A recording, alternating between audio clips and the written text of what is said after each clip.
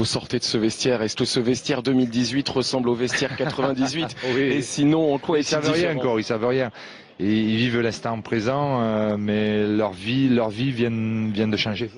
À quel point? Ils ne le savent peut-être pas, ou peut-être ils s'en doutent, mais je peux vous dire que leur vie a changé. Ce soir, leur vie a changé. Bravo à eux. Vous leur avez dit, vous en avez parlé de ça justement, ça a été vos mots?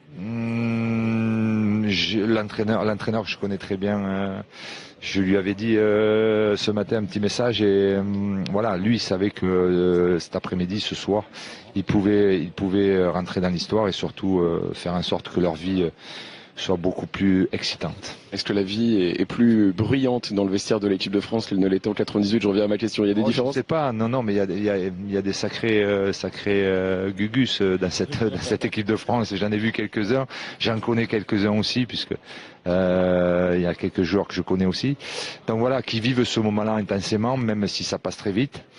Puis demain, après-demain va passer des jours, mais ils vont réaliser dans quelques temps qu'ils ont fait quelque chose de très très grand.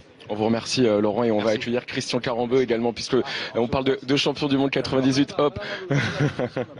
Christian Carambeu, milieu de terrain, champion du monde 1998.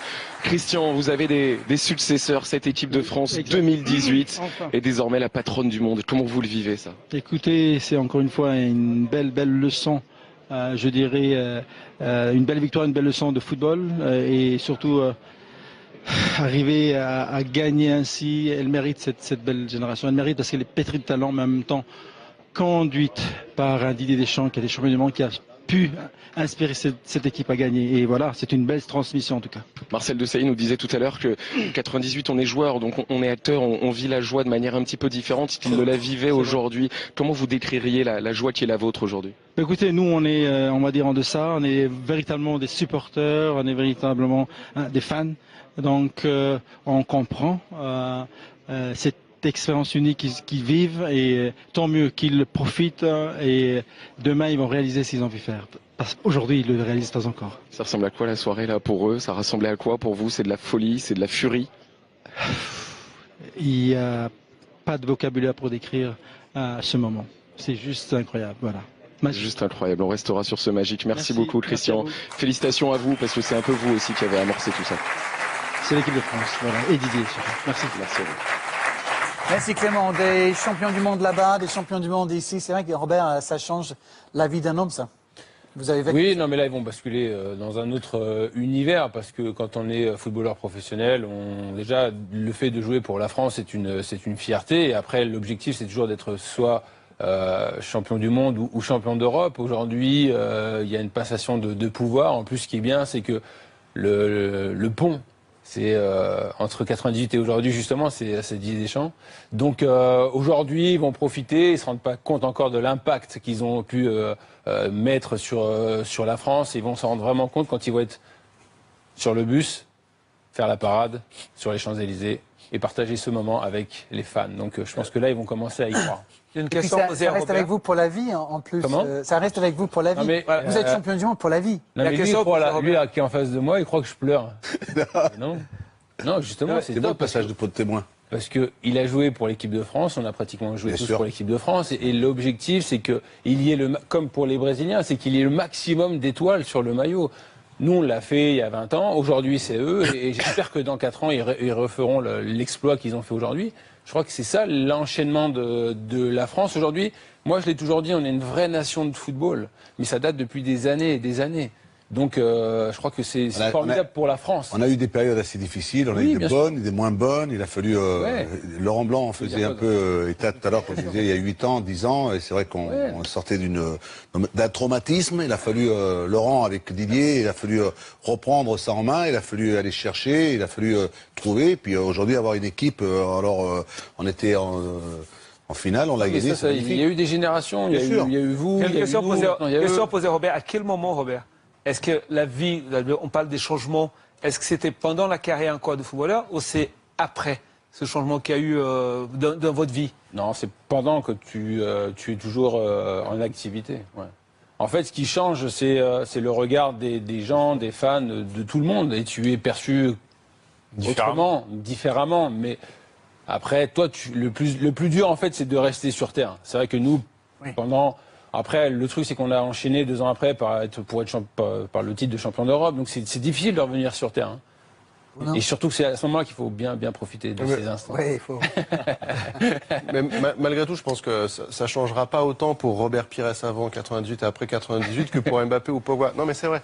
Je pense qu'à l'époque, les joueurs de foot ou les sportifs français, vous avez permis à toute une génération de sportifs et de personnalités françaises d'être fiers d'être français, d'exister sur la carte et tout ça. Alors que là, ils existent déjà. Pogba, il existe déjà. Il est déjà... Man United. Voilà, il a déjà beaucoup de fans, il a beaucoup de followers sur les réseaux sociaux, il a beaucoup d'argent. Ça va pas changer beaucoup. Alors, je pense sincèrement que ça a beaucoup plus changé pour 98. Ils sont vraiment basculés dans... Si, c'était les people, tout ça. Avant, il n'y avait pas de sportifs qui apparaissaient en une de magazine People. Grâce à vous, oui. C'est une réalité, même au niveau salarial. Tout a changé. Ah non, mais on est, bien sûr. Ce que je dis, on est rentré Là, la différence, elle sera moins importante. Une autre dimension.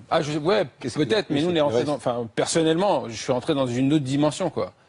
Mais c'est pour ça qu'il faut, profiter au maximum. Et oui, non, mais on le voit encore.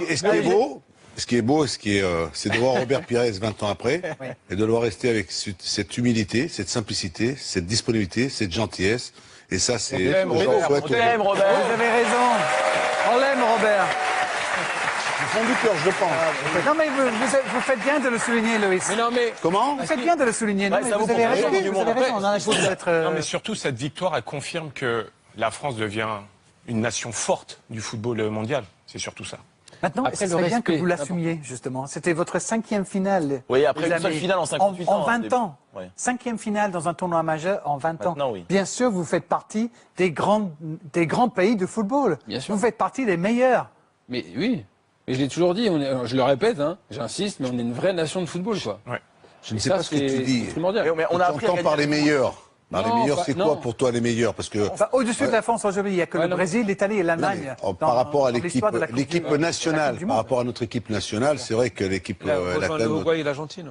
Non, mais je veux dire, les meilleurs, tu sais, on aimerait tellement que ces victoires de 98, ces victoires-là en 2006 ou celles d'aujourd'hui puissent amener un nouvel élan. Parce qu'on sait très bien que ce soir, tous les Français sont heureux, ils sont fiers de cette équipe. On veut que ça continue, que les stades soient pleins dans notre championnat, qu'il y ait une ambiance qui soit festive et que les jeunes puissent, pour le football, il faut aussi penser aux bénévoles. Parce qu'ils sont nombreux, ces bénévoles, dans notre territoire français, qui font tous les dimanches et qu'on pourrait aussi éventuellement penser à eux, à ce football amateur. Parce que sans ce football amateur, on ne serait pas devenu ce qu'on est devenu. Et ça, il faut toujours le tenir en compte. C'est tout, c'est très simple. On a tous commencé par le football amateur. C'est pour ça que c'est important de ne pas oublier d'où on vient et de ne pas oublier les gens on les oublie assez souvent. Parce que c'est important, parce que c'est important aussi. C'est ce que Lolo disait, c'est que la formation française, elle est juste exceptionnelle. Et je crois qu'il faut en profiter. Et on le voit encore aujourd'hui avec notre sélection. Et je crois que ça, c'est des moments privilégiés justement pour eux, quoi. À eux d'en profiter. Vous parlez de la joie. Regardez la joie sur le Champ de Mars à chaque fois que l'équipe de France a marqué un but. C'est bon, ça. C'est où? Ça va arriver. Voilà les images. Premier but. Il n'y a pas de bière. Oui, les Français ne sont pas comme les Anglais. Ils ne jettent pas de bière dans l'air. Ah ouais, c'est dommage. De temps en temps, il y a un petit peu de Perrier, mais à part ça. J'imagine même pas si ça avait été les Anglais.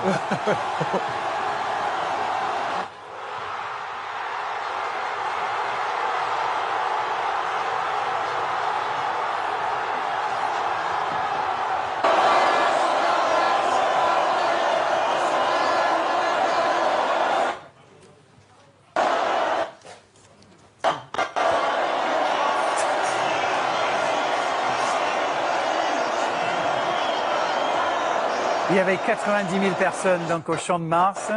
Sur les Champs-Élysées, il y avait quelqu'un qui avait peut-être un meilleur micro que ça. On va voir. Sur les Champs-Élysées, il y a beaucoup de monde. Vous avez vu les images tout à l'heure. Et on peut encore voir la joie des supporters de cette équipe de France. La fête va continuer, me semble-t-il, toute la nuit. Évidemment, demain, ce sera la parade sur les champs. Ce sera en direct sur beIN-Sport, évidemment. Vous serez avec nous toute la journée demain pour vivre les festivités et les joueurs vont aller rencontrer de nouveau donc de nouveau, ils seront avec le président et vous allez voir toutes ces images dès que l'avion avec les Bleus revient en France vers les 15h demain. Vous vous souvenez de votre rencontre avec le président de la France il y a 20 ans, Robert? Bah oui, monsieur Jacques Chirac. Jacques Chirac vous a reçu? Ouais, il nous a reçu chez lui à l'Élysée, tranquille. Non, mais c'est des moments, encore une fois, juste privilégiés, quoi. Et on se rend compte de l'impact qu'on peut donner à notre pays. Et c'est pour ça, quand on a le maillot, l'équipe de France, pardon, il faut que ça soit une vraie fierté. Parce que quoi qu'il arrive, on défendra toujours notre pays et le fait d'être champion du monde, c'est encore une fois, enfin, il y a même pas de mots parce que c'est juste exceptionnel. Pour l'anecdote, je me souviens quand Jacques Chirac vous reçoit, il présente Aimé Jacquet et la Coupe de France. Ouais, c'est rigolo. Ah, ça bouchonne. Dans quelques instants, d'autres réactions à Moscou, mais en attendant, on va revenir sur les images du jour sur notre antenne, featuring Robert Pires, justement, sur les Champs-Élysées. Regardez, c'est les bons baisers de Russie avec Jean-Baptiste Brousseau. Merci beaucoup à Jean-Baptiste Brousseau pour ces bons baisers de Russie tous les soirs dans le Russia Night Show. Et maintenant, en direct dans le Russia Night Show, Lucas Hernandez, champion du monde. Et oui, un champion du monde avec tout, Lucas Hernandez, 22 ans et déjà champion du monde, Lucas. C'est énorme ce qui se passe ce soir pour vous. C'est incroyable. Je pense qu'on ne réalise pas encore ce qu'on vient de faire. C'est quelque chose de très grand et quand on arrivera demain sur Paris, je pense qu'on va tous réaliser ce qu'on a fait. C'est ça la suite du programme maintenant, les Champs-Élysées, l'amour de tous les Français qui sont dans la rue ce soir. Ah ouais, surtout fêter ça avec tous les Français. Je pense qu'il y en a des millions qui sont dans les rues en train de fêter ça. Franchement, j'espère qu'une chose, c'est que demain, arriver à Paris et voir tous ces gens-là dans les rues et crier Vive la France. Et l'histoire pour vous, elle est un peu particulière. Il y a Antoine Griezmann qui est là, votre partenaire de l'Atlético. Venez Antoine.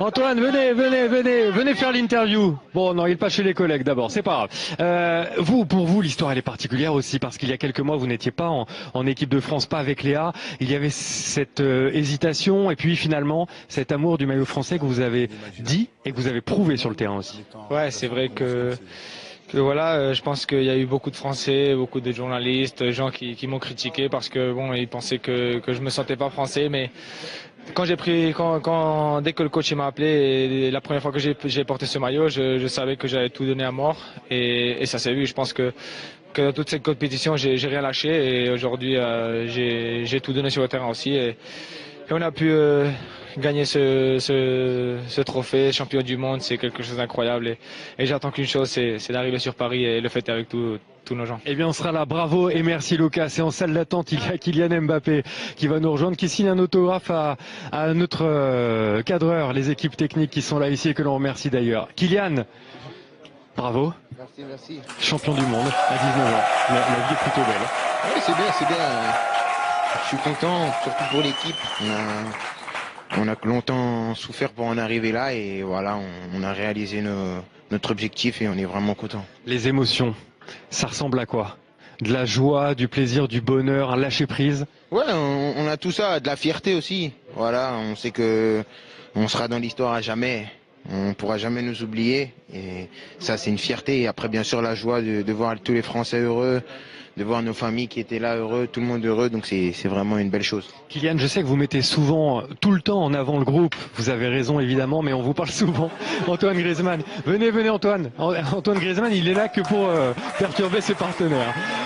C'est ça le groupe France aussi, hein. C'est du chambrage tout le temps. C'est ça, ça permet de décomplexer et de penser à autre chose lorsqu'il y a beaucoup de pression, donc c'est super. On prédit pour vous un avenir formidable. Le présent, il est déjà formidable. On parle de Ballon d'Or, on parle de meilleur joueur du monde. Comment vous vivez avec ça et comment êtes-vous heureux avec ça aujourd'hui? C'est bien, toutes les louanges, c'est quelque chose de bien, mais je sais ce que je veux. Et à partir du moment où c'est ce que vous voulez, tant que je suis pas arrivé là où je veux, même s'il y a beaucoup de louanges, ça peut pas arrêter mon travail. Donc, mais vous voulez arriver où? Vous êtes champion du monde? Le plus loin possible. Je pense que si on est champion du monde aussitôt, c'est qu'on peut faire de belles choses à l'avenir. Donc je pense plus que c'est un passeport pour continuer à travailler, le champion du monde. Donc c'est quelque chose de fantastique, mais c'est pas quelque chose qui va m'arrêter. Bon, c'est un sacré passeport. On se voit sur les champs demain? Ouais, avec le peuple français? Ouais, je serai là, je manquerai pas à l'appel.